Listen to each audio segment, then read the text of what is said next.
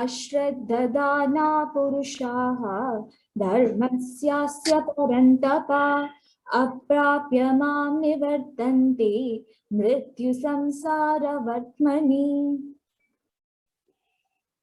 Asya, those purushaha, people who are ashraddhadana, are without faith. Dharmasya, in this duty, in this pursuit of acquiring that knowledge. Aprapya, without attaining what? We may think without attaining the knowledge, of course. Mam, without attaining me. Nivartante, they return. Mrityu samsara vartmani, in this path, in this world of death, this cycle that we saw the last time in chapter 8. They return, they come back.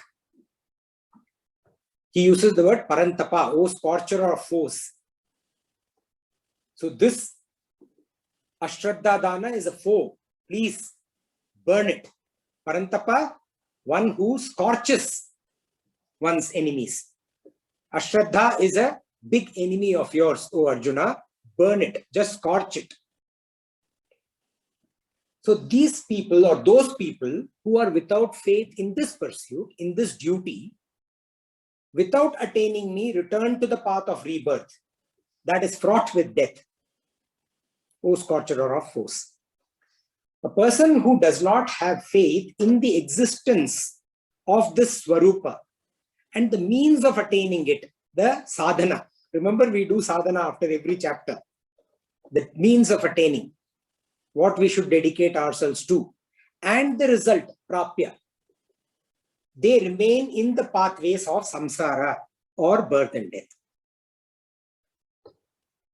A person with faith, on the other hand, moves fast. We see that in our day-to-day life also. One without faith becomes casual. One without faith does not devote oneself to one's own pursuit. One's own pursuit, by the way, whatever it may be. Here we are talking about those who are interested in this pursuit. People who have come a long way after Yoga Rudha. So those who are interested, those who are deep into the spiritual pursuit, but they are still without faith, is who Bhagavan is referring to here. So when you without faith, it becomes casual. We know we have some sense of spirituality. We say we have to say our prayers. We say, but there is also lack of faith. There is also a lot of distraction, because of which the approach becomes casual. And when that happens, we get seeped into the worldly affairs, which through our selfish goals. And while living, such a person is not able to perform actions with that spirit of yajna, that spirit of sacrifice, that spirit of mutual coexistence. And such a person goes around and round and round in circles of extremities while living. What are those extremities? Sukha dukkha, labha labha, jaya jaya. Keeps going round and round. And so many other extremities. Joy, sorrow, profit, loss, victory, defeat. And Bhagavan says that even after death, so this is while living, even after death, such a person continues to go around in that cycle or in that circle of birth and death.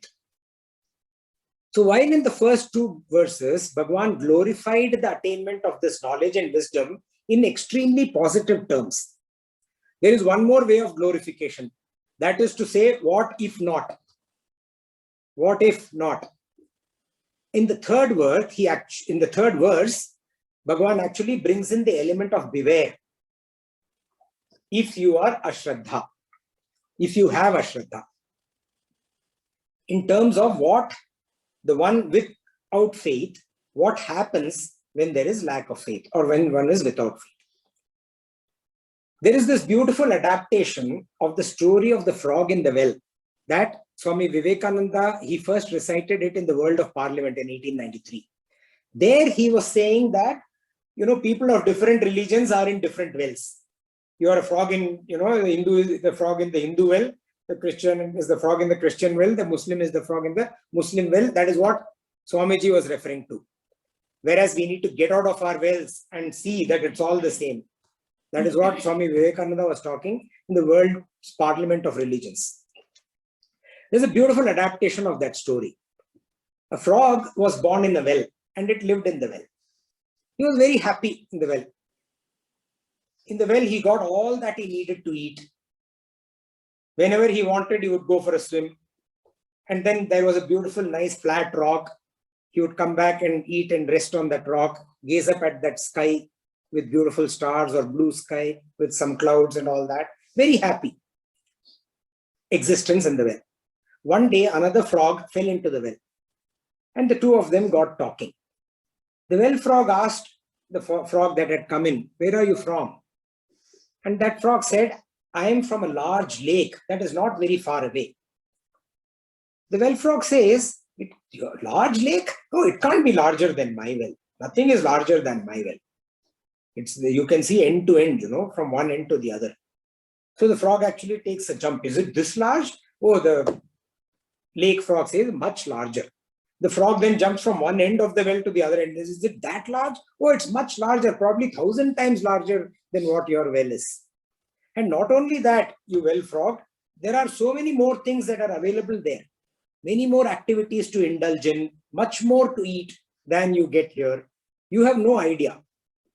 The well frog says, "Shut up, what nonsense. Don't try to fool me." Cavil.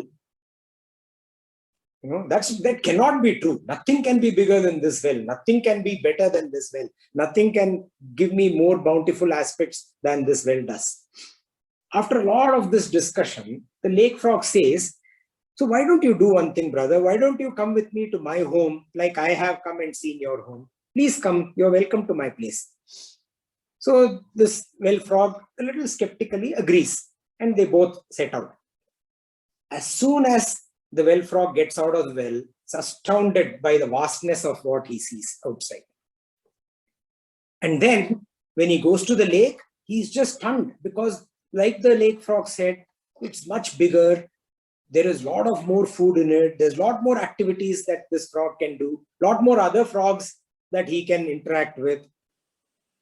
So he's having a ball of a time there, enjoying himself there. After some time, the lake frog says, "Brother, would you like to go back home?" The well frog says, "Could I just be here?